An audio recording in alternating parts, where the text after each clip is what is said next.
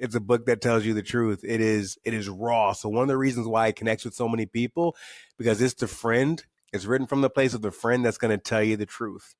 And some of the stuff won't always be easy to hear, but it's things that we need to hear. So I think how it's direct, raw, and candid. That's why it connects.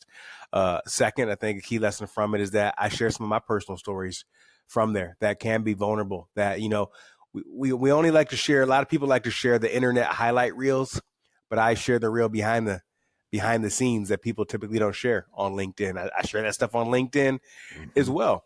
The last 30 days exercise is one of the most powerful chapters in the book that people talk about a lot, that send me a lot of messages about. A chapter that people really, really love is this one about taking off the uniform. And in the chapter, I talk about like what uniforms have we found that we wore in life, and how is that hurting us? I give an example of how when I was growing up, the successful men in my neighborhood, they all had the same uniform that they wore. They wore brown khakis, a white button up, a blue blazer, and some loafers with tassels.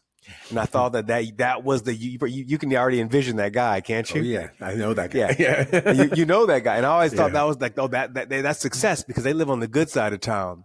They got a garage. They go on a vacation every year with their family. I was like, oh, that's success.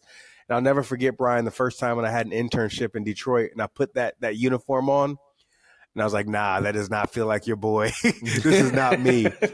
And in some shape or form, though, I wore a uniform for many years until probably 7 years ago when I said, I'm just going to show up on stage as me.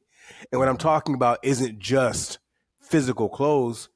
I was a reporter, and I for a long time, even doing a podcast interview like this, I would talk in the reporter voice like that. Right. You'd see a different person, but these days you see Tony Neves.